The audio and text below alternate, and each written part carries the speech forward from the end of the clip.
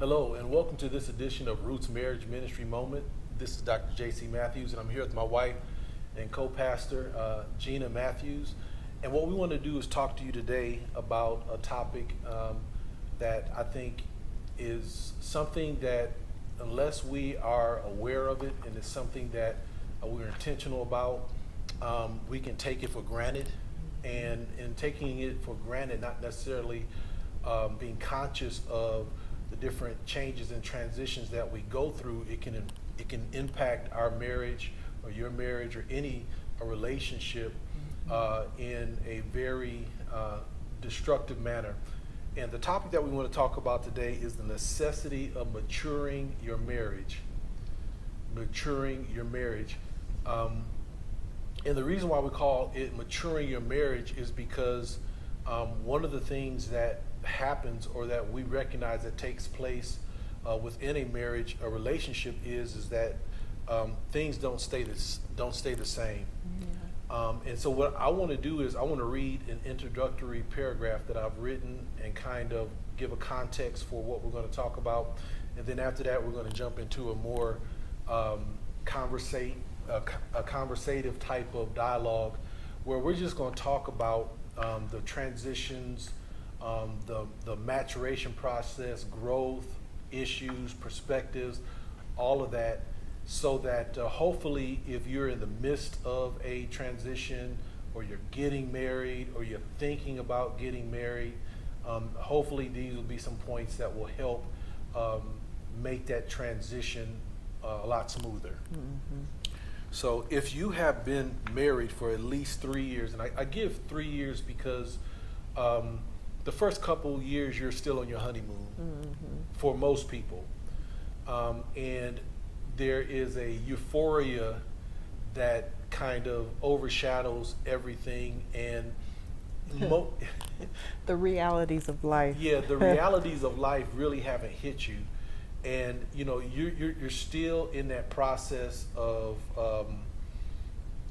not necessarily challenging one another. You kind of, you're getting along and everything is roses, but there are some things that happen generally within the second to third year, and in most cases by the third year, that changes that dynamic. So if you've been married for at least 3 years, had children, gone through a transition, financial, job, whatever it might be, health, your spouse is not the same person you married, and neither are you. Several things have happened that impact your perspective or the parties' perspective of one another, their perspective of life and yourself, whether good or bad. You all have changed and must work from where you are to cultivate the best you and spouse possible. Maturing your marriage includes intentional, conscientious, hard work on oneself and helping your spouse realize their true potential and dreams to the degree possible.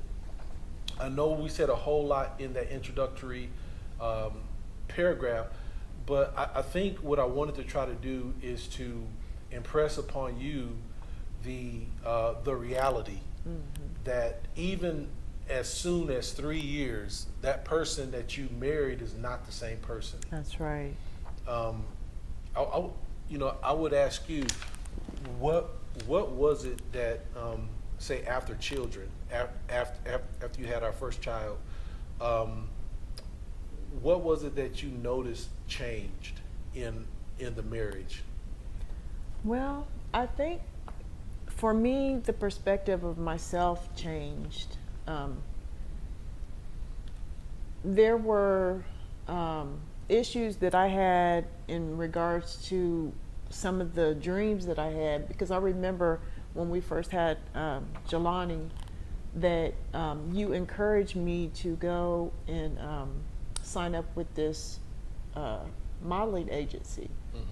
And I didn't feel like I looked like what I felt like I needed to look after having a baby. My body type, of course, had changed, and I just felt different. I didn't have the self-assurance to think that I could still do what I did when I was in college. So um, that was a transition for me as far as how I felt about myself. I don't know. How did you feel? Well, I knew that the reason why I did that was because I wanted to emphasize to my wife that she was still beautiful, and that I knew she was conscientious of the weight gain. I knew she was conscientious about how I perceived her now, and I didn't want that to be an issue.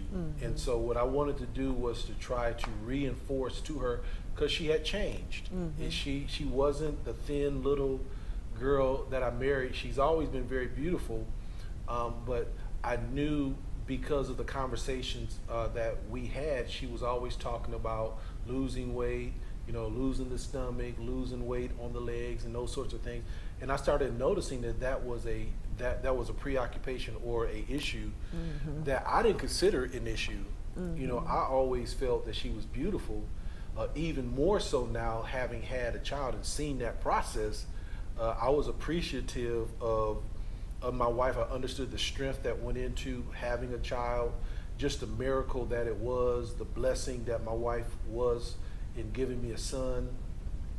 And so I knew that unless I helped the process of accepting where you were in life right now, that my silence could feed into maybe some insecurities that you had, Right. that really weren't there on my part. And so, and then from me as a man, when I got married, there was a transition in that I recognized it was no longer about me. One of the things that happened was I was active in sports. I was always, especially, I was a basketball player in college. And so I still maintained that same schedule, working out, going to the gym or the park, playing all the time. And we were married, and I would come in like at 8 or 9 o'clock all sweaty. And my wife hadn't seen me all day. And one day my wife told me, she was like, I would like to see you more. And my response was, well, you knew when we got married, I was an athlete. So now you're asking me not to do the things that I had previously done as a lifestyle and I felt was part of my identity. But the truth was that my identity changed when I got married. I was now a husband, and I now had a family, and I now had a wife. And even before our son was born, that I recognized that instead of working on my game, I had to work on my marriage, because we had just started the process of trying to become one. And that was a transition for me, to be honest, because I initially thought my wife was being selfish. We argued about it. You knew that I was an athlete when we got married. You know that I enjoyed working out. You know that, and my wife said something. She said, like, well, I enjoy being with you. I think one of the biggest things that we dealt with when that was an issue for me, I couldn't understand why that was I felt like that was chosen above, even because I used to want you to go to church with me, and you wanted to go play ball. So that was an issue way back then. Now you see how much I've changed. Yes. And I've matured. I'm a pastor now and been in ministry over 25 years. But one of the things that we're going to talk about this is that I was immature in a real sense, because I knew that I loved her, but I didn't understand how I spent my time necessarily translated to how she felt about I loved her, because I told her all the time, you're beautiful, I love you, called her baby, all these things that I felt were reinforcements of my love for you. And maybe while we were dating, that was okay, because I felt like while we were dating, I felt like I had established a firm foundation that there's nobody else but you. I love you. I want to spend the rest of my life with you, so on and so forth. But once we got together, my wife's interpretation of that was, which I believe was, okay, if you want to spend the rest of your life with me, then spend it with me. Don't have this other thing out there that I have to compete with, that when you're not having a game or you're not practicing, then I get that time that's left over. And so there was that transition in understanding what a marriage was that required some changes in my perspective, that required me to mature. That, you know, me being present, I had to tell the fellas, I'm not going to be there, or I'm not going to play this season, and I had to be okay with that.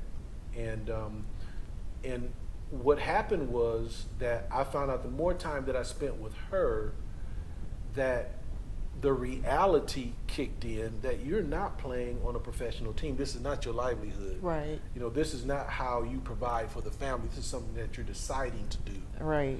And now I understood that, okay, I can understand how she would see that I'm choosing this over her.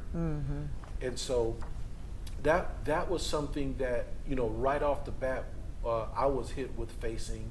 And just like my wife having a child, because we had our child within a year of us being married, those were some major transitions that there was no book for. There was no, you know, we didn't have any older mentors that really guided us through that process. It was just a desire to grow together as opposed to apart. And so, you know, one of the things that I want to point out is that, you know, if you look around in nature itself, it's a law of nature that nothing that is healthy stands still. Right. It's always growing. Yeah, it's nothing in nature stands still that's healthy. Everything in nature is moving. That's right. And if it's stagnant, like a river, if it's stagnant, everything in there is dying. So it's just like that in your marriage, that, you know, just because things are changing doesn't mean that things are bad, you know, or that you're off track. It's just that you're not the same people. That's right.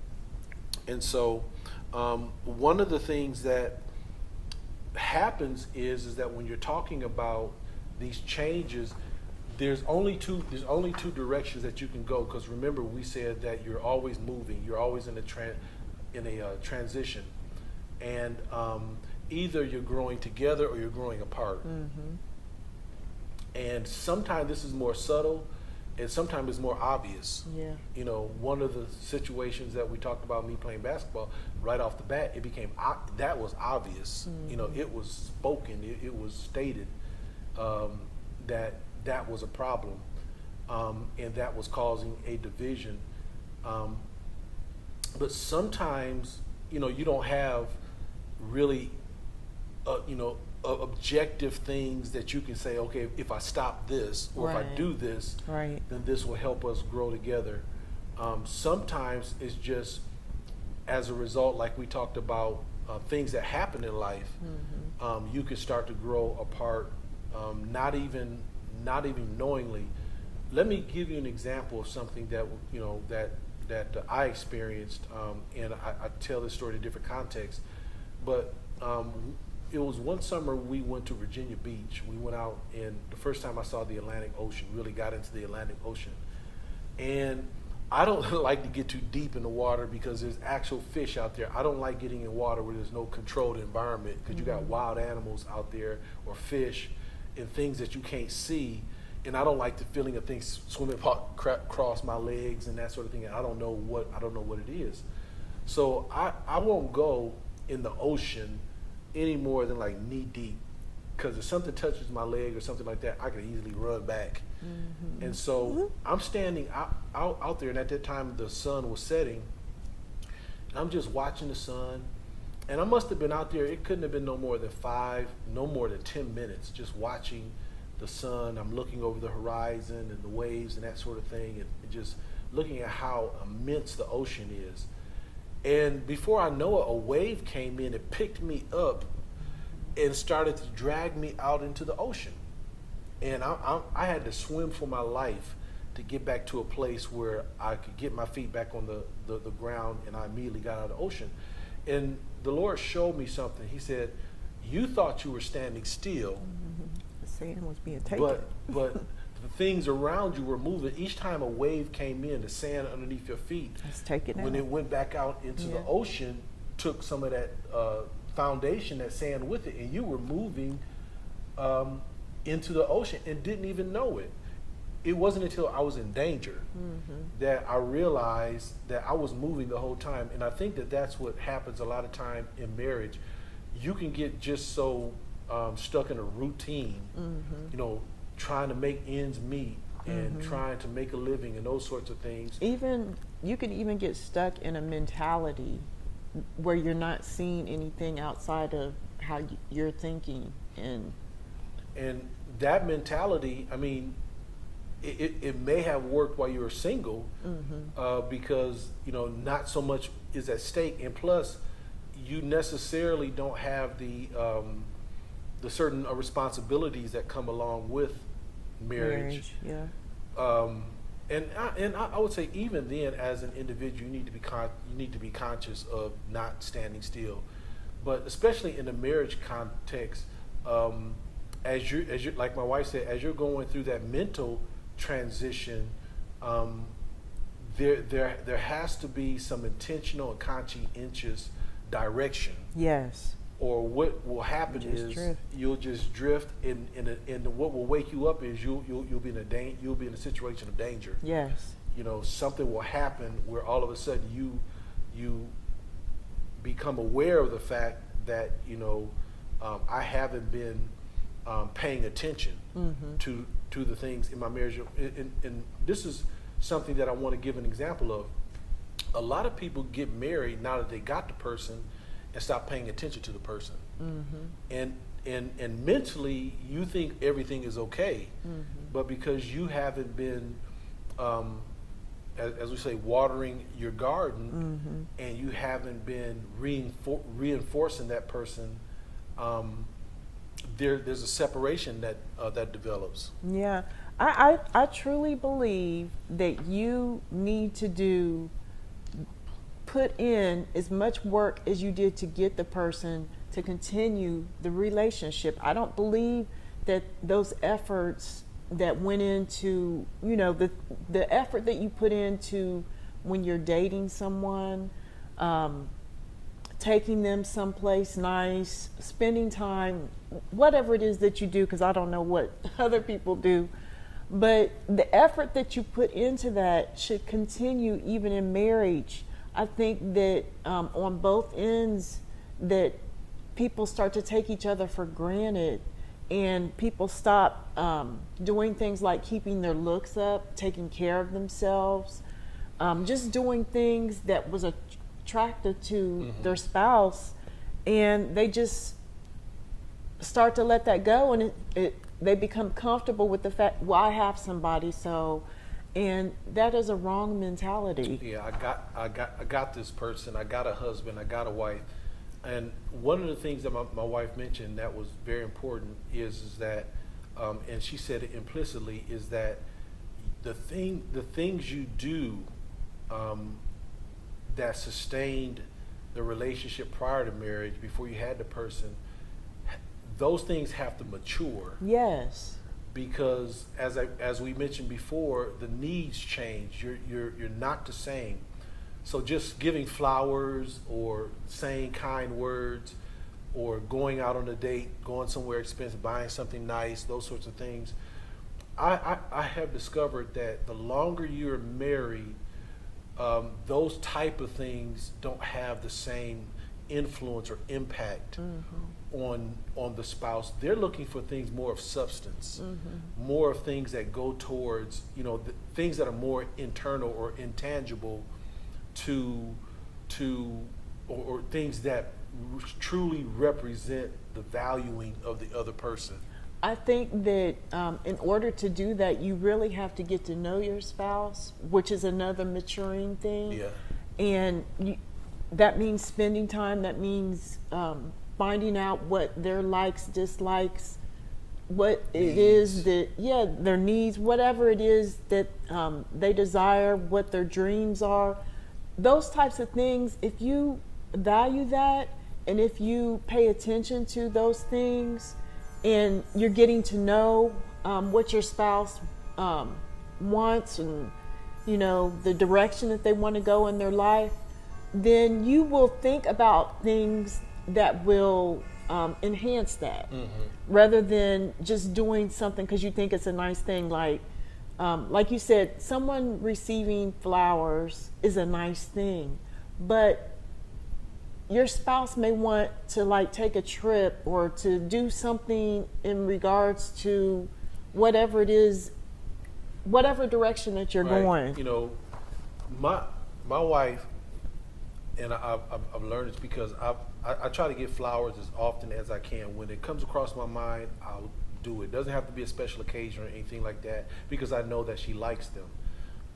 But what I've learned over the years is that she really appreciates, like, if I rub your feet. I mean, a lot of people, you know, that's something, but she knows that that is that is a level of service, a level of appreciation, a level, like, if I know that she's been running all day, she's tired, those sorts of things,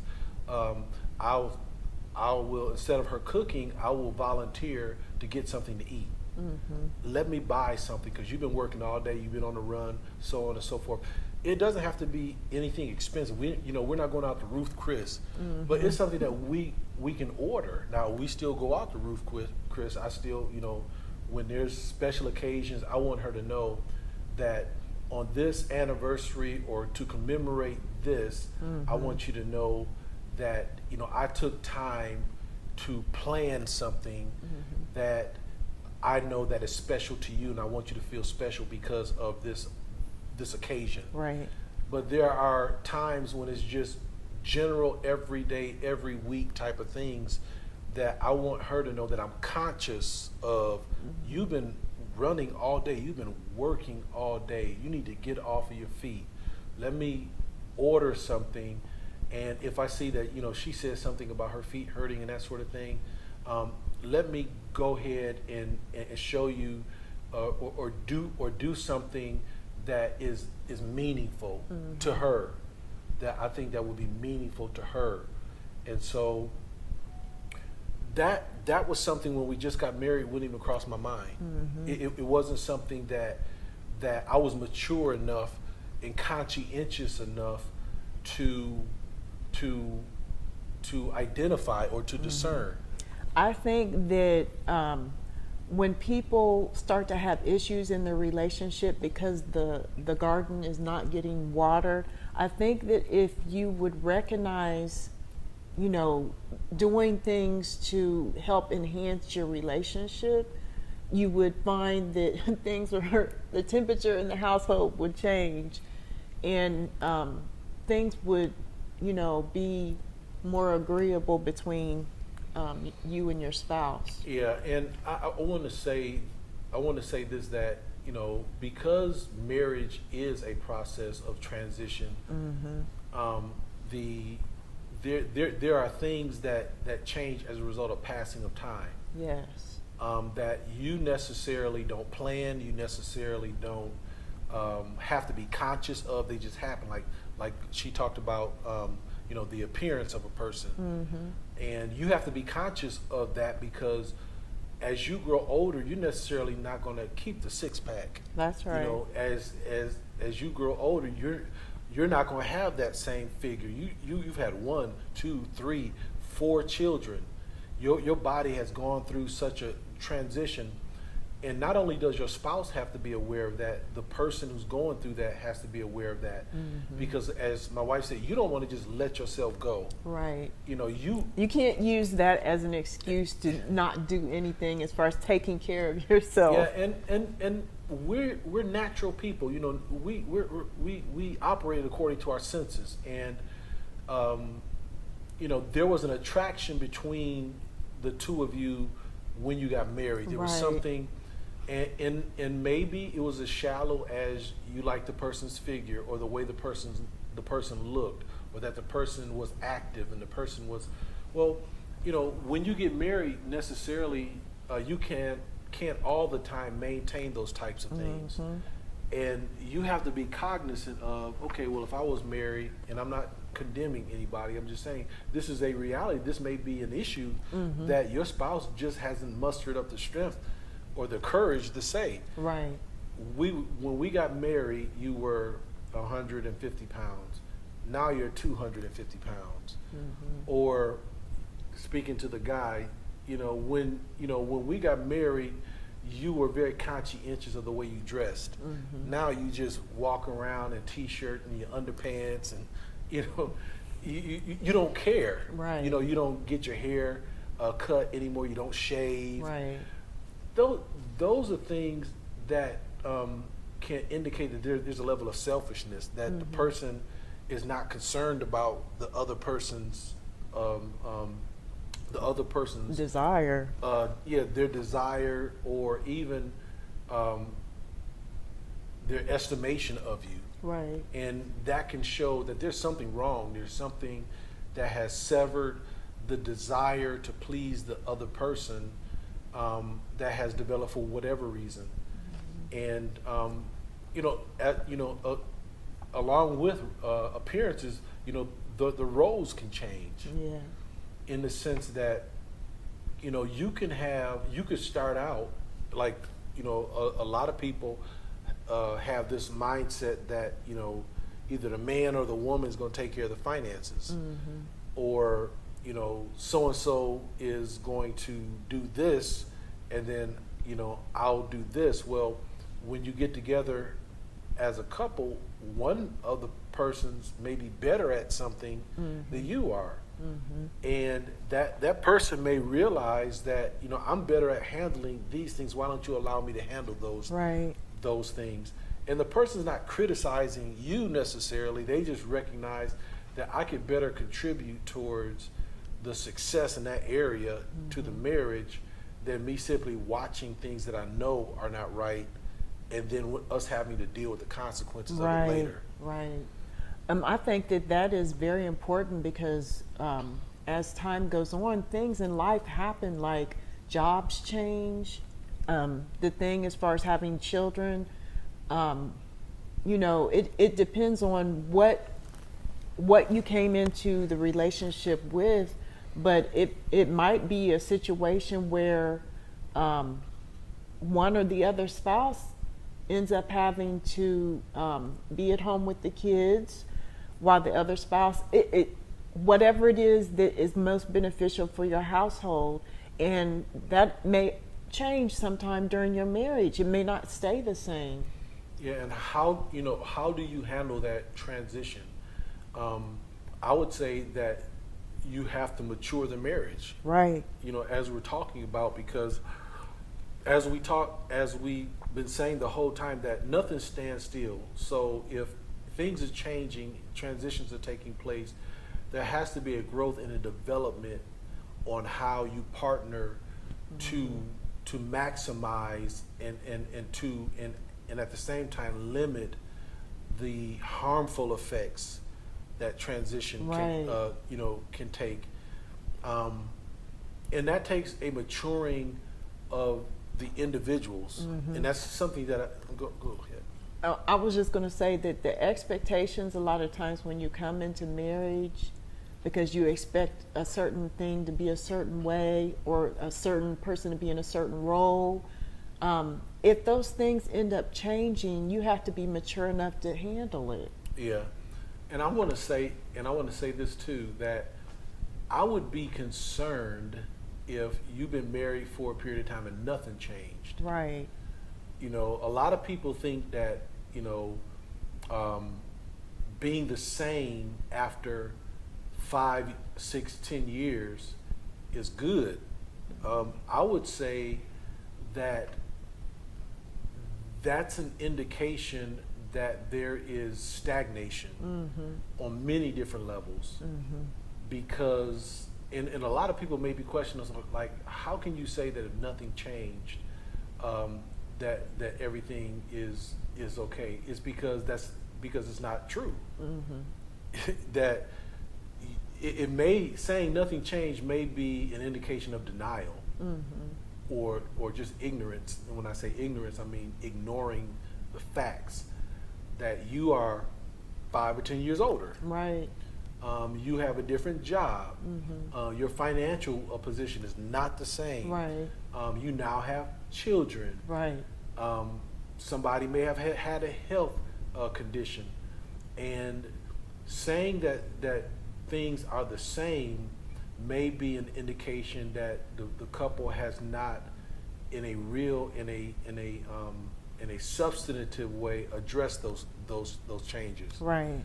It may just be an outward presentation that they give that gives them some comfort when they're dealing with people, that nothing's changed, but a whole lot has changed, including you. Right. And if that's and if I would say, if there's no change, if in your mind you're looking at your marriage that says nothing changed, then I think that's a time where you need to put on the brakes and reevaluate what you're calling change. Right.